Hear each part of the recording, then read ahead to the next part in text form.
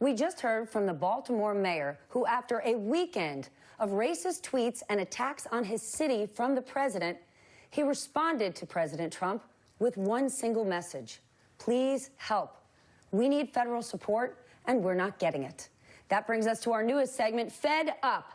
Fed up with the federal government. City leaders who are tired, who can no longer wait for Congress to help, they are now taking matters into their own hands. I went to Philadelphia to speak with Mayor Jim Kenney to see firsthand how the mayor there has been forced and creatively find ways to get things done on his terms. Washington is in a near-permanent state of gridlock. Democrats and Republicans feeling embattled and unable to agree on crucial policies in either the House or Senate. Local governments are stepping up and filling that gap, looking to the leader of their own town or city. Leaders like Mayor Jim Kenney in Philadelphia. Hi, how are you? Nice to see you. Kenny's a Philadelphia native who spent his entire career as a civil servant. After 24 years on the city council, he ran for mayor and won. He saw a chance to fill the gap where the federal government was unwilling or unable to help. What is Philadelphia's ask to the federal government? Help us with the opioid crisis, help us with guns, getting them off the street, and help us with education.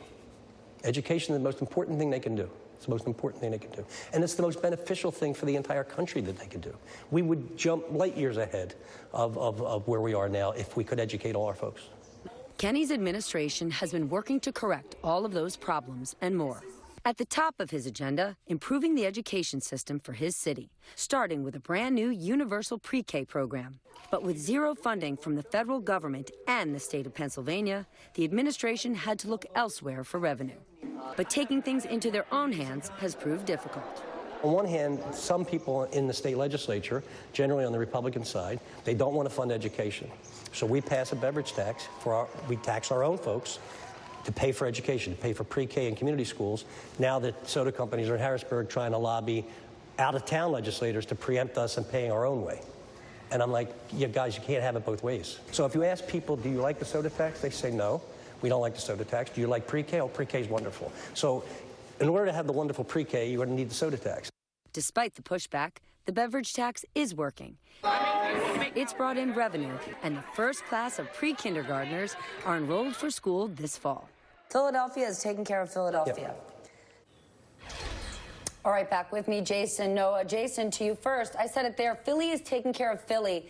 Is this the new norm by necessity because of federal gridlock, or is this how the government should work? I think it's both ways. First off, Stephanie, I love this segment because, look, if the states are the laboratories of democracy, then cities are the incubators. Mayors have always had to be innovators because they can't trust what's happening with the federal government, whether it's a Republican or a Democrat. I'm sorry? They also can't run a deficit. Right, exactly. They can't run a deficit. They're accountable to people on a regular basis. We saw this with Mayor Keisha Lance Bottoms in Atlanta. She had to figure out how to handle the government shutdown with the TSA so that the Super Bowl wouldn't be ruined. I wish we had more mayors in Congress today. I wish we had a mayor finally get elected president of the United States because they're some of the most dynamic, creative problem solvers that we can see in government, whether Republicans, Democrats, or independents. I'm pretty sure there's a former mayor of a major city, i.e. New York, who's going to do a lot to get somebody elected in the next election. And don't forget, Mayor Pete is running, and he currently is a mayor of a U.S. city. Noah, is this the way government should work? You could look at education, for example, and different parts of the country need different things and operate in different ways.